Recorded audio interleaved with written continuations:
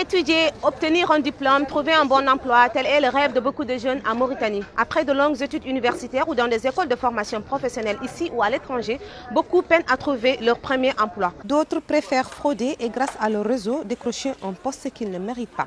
Bonjour, je m'appelle Ouley Khan de la Mauritanie. Comme beaucoup de jeunes en Mauritanie, Youssouf a étudié à l'étranger. Il a passé un master en géologie au Maroc pour travailler dans le secteur minier à son retour au pays.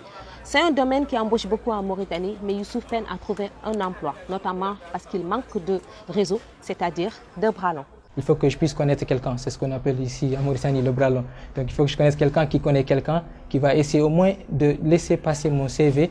Nous avons des personnes qui essaient de placer leurs enfants ou leurs neveux ou leurs cousins dans ce sens-là. Et malgré les manques de compétences, il leur faut en tout cas un argument ou bien des justificatifs qui leur permet en tout cas de valider le poste. Les faux diplômes, c'est scandaleux, mais c'est très répandu ici. Savez-vous que certains sites chinois vendent des faux certificats d'université française à 1 000 € pièce? Ici, des personnes corrompues et mal intentionnées vendent des faux diplômes à 30 000 ouguiya pièce. Écoutez ce jeune qui s'est laissé tenter. J'ai fait des études en droit, mais finalement, je n'ai pas pu continuer. Je devais participer à un concours. J'ai eu le contact d'une personne dont je ne citerai pas le nom, qui m'a falsifié un diplôme dont j'ai réussi à travailler avec pendant 2 ans. Vous imaginez, vous avez de vrais diplômes et c'est des tricheurs qui vous passent devant. Youssouf est écœuré. Il a postulé à beaucoup d'emplois. Finalement, c'est des personnes moins compétentes et moins qualifiées qui les ont obtenus. Et vous dites que bon, cette personne ne mérite pas, il vous montre par exemple le diplôme, un diplôme que vous ne pouvez pas justifier. On est peiné, on est contrasté, on est touché. Et surtout, parfois, on voit de ces gens qui sont dans ces domaines-là, dans ces domaines miniers, ils ont un certain problème pour certains projets, ils viennent vers nous pour leur aider à comprendre certaines interprétations et on les aide et c'est eux qui en profitent après par la suite. Donc je me dis toujours qu'il y a toujours peut-être une possibilité, en tout cas une ouverture qui va venir un jour ou l'autre et c'est en ça que je crois, ce qui me permet en tout cas de tenir et de garder mes principes.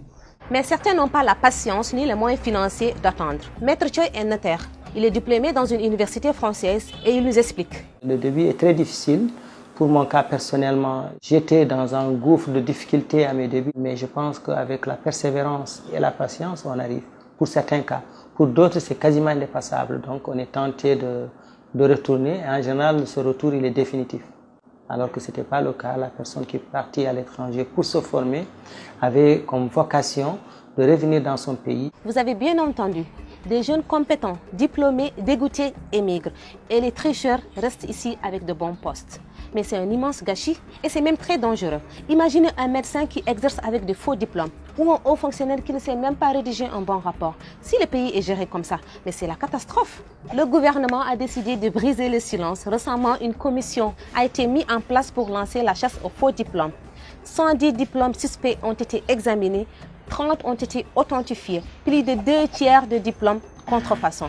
Dorénavant, les fraudeurs ont affaire avec la justice. Le jeune qui a travaillé 2 ans avec un faux diplôme, aujourd'hui, il s'en mord les doigts.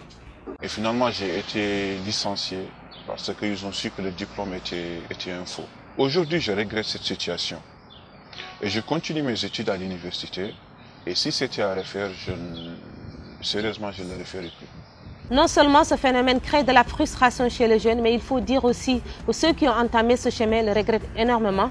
La preuve d'un faux diplôme, ça existe vraiment. Alors il faut mener des actions pour éradiquer ce phénomène.